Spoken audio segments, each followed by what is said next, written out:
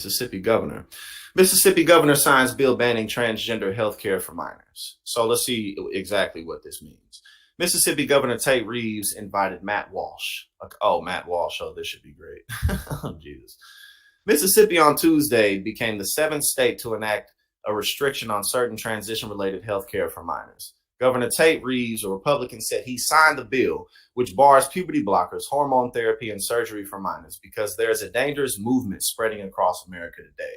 Of course, that quote-unquote movement that they're talking about is the quote-unquote gay agenda where, if you're exposed to LGBTQ movies or TV shows or paraphernalia, you're going to catch the gay like it's a bug, like it's some type of virus, like it's some bacteria. Because as we all know, that's how being gay or not being gay works. It's a bug, and you catch it, because that's how it goes down.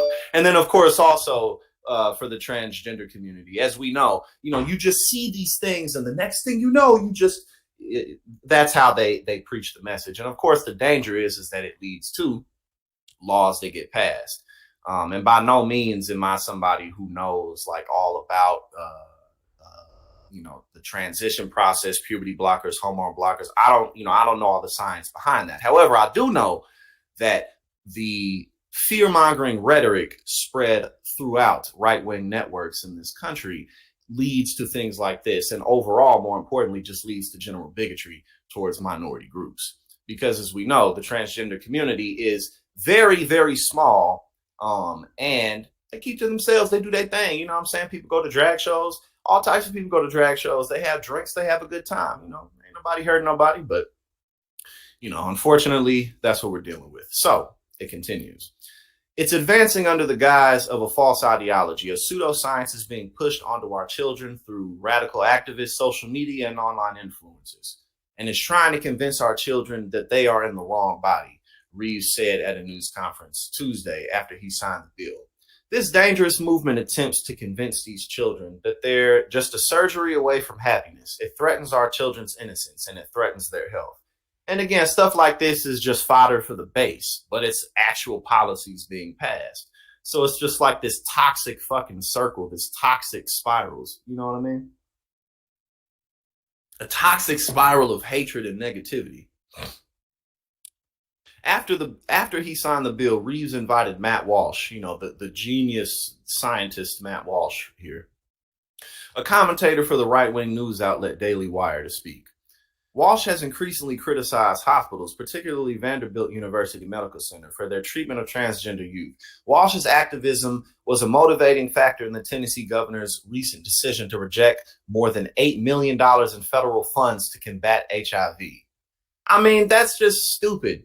It's like HIV is a very serious thing to have. It's an immune deficiency disorder. It totally eliminates your body's ability to defend itself. And it's like, no, we don't want federal funds for that. This whole ideology is just self-destructive to society at large. You know what I'm saying? Like, why would you not want to combat the spread of HIV? It's fucking stupid. And then Matt Walsh, the guy who, was in his car talking about, basically, hey, well, once a woman hits puberty, she's good to go. If it wasn't for all this wokeism, we'd still be marrying 14-year-old girls. We'd still be marrying 13-year-old girls. But the left and progressives, they're just, that's the type of shit that this guy talks about. And he went on Joe Rogan and he was like, oh, millions. What was he saying? Like millions of children are being pushed to transition or something along those lines. And then Joe Rogan's editor basically pulled out a quick stat and showed that, no, it's actually like under 1,000 a year.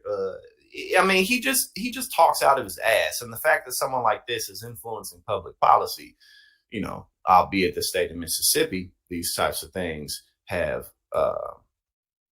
far-reaching consequences, especially just for encouraging hatred. Mississippi is one of at least 23 states this year to consider restrictions on gender-affirming healthcare for minors, which can include puberty blockers, hormone therapy, and rarely surgery. Oh yeah, facts, son, Queen. You 100% right there. Definitely. Yeah, that's a fact. That is a fact. Oh yeah, and Matt Walsh, I think he has in his Twitter bio like theocratic fascist or something like that. So he he makes no effort to hide it, so hey, at least you know who you're dealing with. Okay, so in addition to barring this type of care for minors, Mississippi's bill also bans public funding from going to any institution or individual that provides such care to minors. Healthcare providers who infringe the law can have their licenses revoked. The law also allows minors who receive transition-related care to sue providers for 30 years after they receive care. The measure takes effect immediately. In the last 2 years, governors in 7 states, Alabama, Arizona, Arkansas, South Dakota, Tennessee, Utah, and now Mississippi, have signed such measurements into law though judges have blocked Arkansas's and Alabama's laws from taking effect pending the outcome of lawsuits. The measure makes exceptions for intersex infants, for circumcision on babies assigned male at birth, and for the treatment of health conditions unrelated to gender dysphoria, which is the distress caused by a sense of conflict between a person's assigned sex at birth and their gender identity. Restrictions on transition care are part of a wave of state legislation that targets LGBTQ people. So far this year, state lawmakers have introduced over 300 bills. So again, this is the important part. Well, one of the important parts. Over 300 bills targeting LGBTQ people, according to counts by both American Civil Liberties Union and a separate group of researchers who are attacking the legislation. And again, this is the problem with the rhetoric that gets spewed. Again, it's not just like, oh, a couple of states. No, this shit is serious. You know what I mean? Roe v. Wade got reversed because of rhetoric, because of culture. That's how it happened. And now we're seeing this clear as day with the LGBTQ community, specifically the transgender community. And again, like, I'm not somebody who's an expert on these issues at all. But even before I really got involved in politics on a deeper level, it was always just, it's just silly to sit around worrying about these things, like, just let people do what they want to do. It really is not a big deal. Just let people do their thing. You know what I'm saying? Exactly, Scott, the party of rights and freedoms, 300 bills, over 300 bills. Think about how much effort. That's effort. That's commitment right there. You know what I'm saying? These motherfuckers is not playing.